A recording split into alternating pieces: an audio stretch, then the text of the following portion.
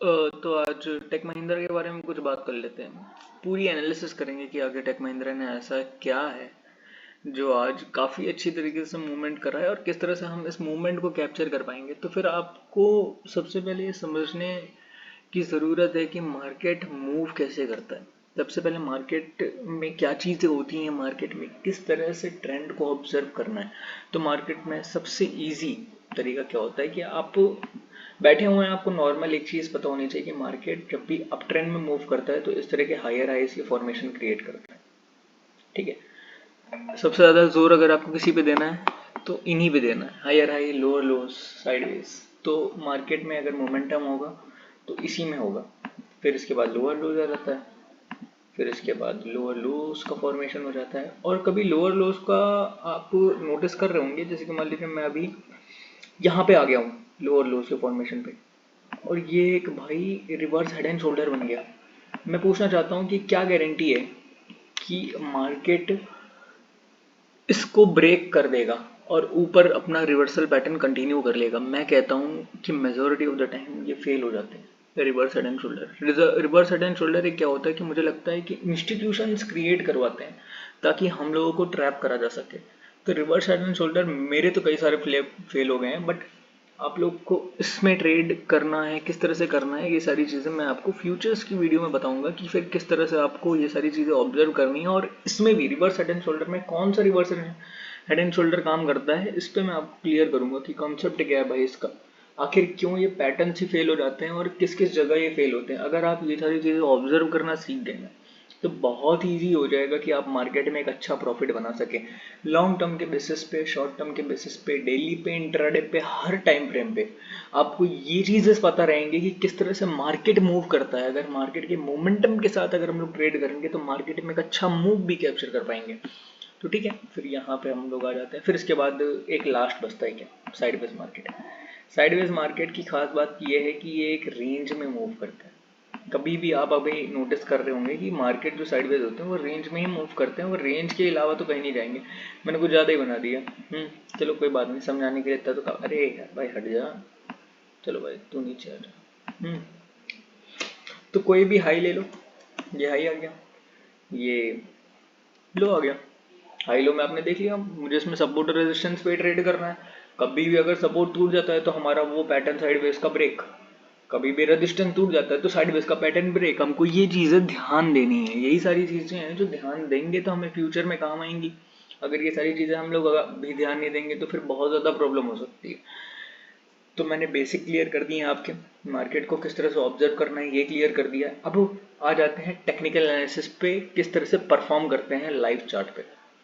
ठीक है, historical chart, daily time frame पे हम लोग मार्केट को ऑब्जर्व कर रहे हैं, क्योंकि अगर हमें इंट्राडे करना है तो डेली टाइम फ्रेम पे, अगर हम लोग को स्विंग ट्रेडिंग करना है तो वीकली और मंथली टाइम फ्रेम को भी ऑब्जर्व करना पड़ेगा।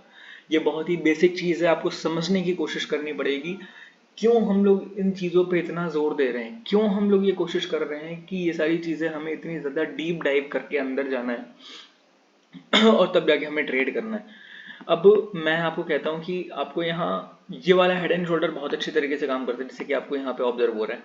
हेड एंड शोल्डर क्यों काम कर रहा है, इसके पीछे का लॉजिक क्या है, ये आपको समझ में आया कभी नहीं ना। मैं आपको वो समझाऊंगा कि क्यों काम कर रहा है भाई ये हेड एंड शोल्डर, क्या वजह है इसकी जो ये हेड एंड शोल्डर काम कर रहा है। और आपको ट्रेड कहाँ लेना है, यहाँ ट्रेड लेना है, यहाँ ट्रेड लेना है, कहाँ ट्रेड लेना है भाई, हमको क्लियर करो यार भाई, पहले हमको क्लियर करो फिर उसके बाद आप बताना कि कहाँ ट्रेड लेना है। ठीक है, तो सबसे पहले ये देख लेते हैं कि मार्केट में ट्रेंड किस साइड है।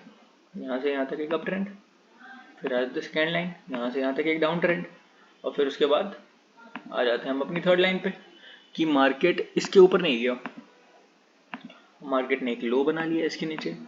अब आपको मैंने इसी में तीनों टाइम फ्रेम, तीनों ट्रेंड, मतलब तीनों ट्रेंड को ऑब्जर्व करके बता दिया कि एक अप ट्रेंड, एक साइडवेज, एक डाउन ट्रेंड, ये सारी चीज़ें जो ट्रेंड के बारे में होती हैं ये सारी चीज़ें एक्सप्लेन कर दी हैं। काफ़ी अच्छी चीज़ें हैं। अब जब मार्केट अप ट्रेंड में, तो हमें तो नहीं पता रहेगा कब तक मार्केट अप ट्रेंड में, तो हमें इसमें प्रोबेबिलिटी पे गेम खेलना होगा कि कितनी प्रोबेबिलिटी होगी कि मार्केट अप ट्रेंड में रहेगा, और वही रिस्क होता है हमारा। अगर हम लोग उस रिस्क को कंसीडर कर लेते हैं तो फिर कोई दिक्कत नहीं है। हमें अच्छे से प्रैक्टिस करनी है, इसमें किस तरह से ट्रेड लेना है ये भी समझना है। तो जब मार्केट अप ट्रेंड में होगा तो हायर लोस को पकड़ेंगे वहाँ ट्रेड लेंगे। जब मार्केट डाउन ट्रेंड में होगा तो लोअर हाइस को पकड़ेंगे, वहाँ ट्रेड लेंगे। जब मार्केट साइड बेस में होगा तो सपोर्ट एंड रेजिस्टेंस को पकड़ेंगे, फिर वहाँ ट्रेड लेंगे। अब मार्केट डेली टाइम फ्रेम पे तो साइड बेस में है, लेकिन जब हम लोग इसको मंथली टाइम फ्रेम में डाल के देखेंगे तो हो सकता हो ये ट्रेंडिंग ही हो, या वीकली टाइम फ्रेम पे हो सकता हो ये ट्रेंडिंग हो। तो फिर वो अलग अलग टाइम फ्रेम की बात पे आ जाती हैं चीज़ें, ठीक है। तो अभी तो ये साइड बेस है, अभी हम लोग इसको साइड बेस कंसीडर करते हैं, और यहाँ से यहाँ तक तो साइडवेज रहा है, ठीक है। यहाँ तक एग्जैक्ट, जब मैंने कहा जब कभी भी इसने अपना साइडवेज का बाउंड्री ब्रेक कर दिया तो हम लोग इसको कंसीडर नहीं करेंगे कि market is in sideways. Market ने यहाँ पे अपना मोमेंटम, मार्केट ने यहाँ पे बता दिया कि नहीं भाई, ये मैंने एक चीज मार्क करी जो ये क्लियर बताता है कि नहीं भाई, मार्केट यहाँ से एक ट्रेंड में मूव कर रहा है। मार्केट ने एक अपना डाउन साइड का रिवर्सल पैटर्न दिखाया है कि जो डाउन ट्रेंड में था वो अब एक अप ट्रेंड की तरफ मोमेंटम करने की कोशिश कर रहा है। तो हमें क्या नोटिस करना है कि जो अगर मार्केट यहाँ पे कंसीडर कर दिया है कि ये भाई एक अप ट्रेंड है, तो अब हमें लोअर हाइस का वेट करना है, हमें इंतजार करना है कि कब मार्केट नीचे आएगा। हमेशा मार्केट में by at bottom, not by eight top, क्योंकि मार्केट ब्रेक कर दिया है तो जाहिर सी बात है कि वो मार्केट का टॉप होगा। अगर कई सारे लोगों को लगता है कि मार्केट ने ये बहुत ही अच्छा सपोर्ट ब्रेक कर दिया, मार्केट यहाँ से बहुत ऊपर जाएगा, नहीं, बिल्कुल नहीं जाएगा। कभी सोचा है कि मार्केट यहाँ से इतना शार्प नीचे क्यों आया है? क्योंकि जो लोग बाय करे हैं ना, उनके स्टॉप लॉस यहाँ रखे हुए हैं, और जैसे ही स्टॉप लॉस हिट हुए ना तो मार्केट तुरंत नीचे आ गया। और जो लोग इनिशियली फिर से बाय करने की कोशिश करेंगे ना, जो इंस्टीट्यूशन है वो यहीं बाय कर लेंगे जब तक मार्केट, उनको क्या लोअर प्राइस पे चाहिए, है ना, उनको क्या है कि लोअर प्राइस पे चाहिए, तो इसलिए वो इंतजार करते हैं कि कब मार्केट नीचे आए। तो यहाँ मार्केट ने, आपने ऑब्जर्व कर लिया कि यहाँ मार्केट एक अप ट्रेंड में है। मैं बहुत लंबा नहीं खींचूंगा, 7 मिनट का वीडियो, 8 मिनट का वीडियो हो चुका है, तो आपको ये समझना चाहिए कि मैं इसको वाइंड अप करने की पूरी कोशिश करूंगा कि थोड़ा मैं जल्दी कर दूं, ठीक है। नहीं, अगली बार मैं इसमें और एक और पार्ट लेकर आऊंगा जिसमें मैं और अच्छे से एक्सप्लेन करूंगा कि क्या मैं और समझाने की कोशिश कर रहा हूँ। तो यहाँ तक कि एनालाइज मैंने कर लिया है, और ये जब मार्केट एक अप ट्रेंड में आ गया है तो हमें ये कंसीडर करना है कि किस तरह से मार्केट वापस जब नीचे आएगा तो हमें बाय करना है, ठीक है। मार्केट यहाँ ब्रेक कर दिया तो हमें मार्केट कहाँ से देखना है, मार्केट का अप ट्रेंड कहाँ शुरू हुआ था, मार्केट का अप ट्रेंड यहाँ से शुरू हुआ था टेक्निकली, है ना। मार्केट का अप ट्रेंड यहाँ से शुरू हुआ था, नीचे सपोर्ट था इस वजह से, तो मार्केट अब यहाँ से एक हायर हाई का फॉर्मेशन क्रिएट कर रहा है, देख लीजिए, ठीक है। बहुत ही अच्छा फॉर्मेशन क्रिएट करा है। अब मैं ये पूछना चाहता हूँ कि ये जो स्विंग है और ये जो स्विंग है, इन दोनों स्विंग में जमीन आसमान का अंतर है। ये छोटे टाइम फ्रेम पे स्विंग बना है, ये बड़े टाइम फ्रेम पे स्विंग बना है। उस टाइम फ्रेम के स्विंग को हमें इग्नोर करना होगा और बड़े टाइम फ्रेम के स्विंग को हमें कंसीडर करना होगा। ये बहुत ही इंपॉर्टेंट पॉइंट है, आप काम करिए, इसको नोट कर लीजिए, काफी ज्यादा जरूरी पॉइंट है। तो बड़े टाइम फ्रेम के हिसाब से ये एक सपोर्ट बन रहा है कि अगर मार्केट इसके नीचे आता है तो मैं शॉर्ट पे रहूंगा, मार्केट जब तक इसके ऊपर है तब तक मैं बाय पे रहूंगा। और एक और मैं बात कहना चाहता हूँ आपसे कि आप कभी भी नोटिस करेंगे ना, ये किसी ना किसी फीबो लेवल का सपोर्ट लेके ही ऊपर जाएगा। तो यहाँ पे 0.6 के लेवल का सपोर्ट लेके ऊपर ही है।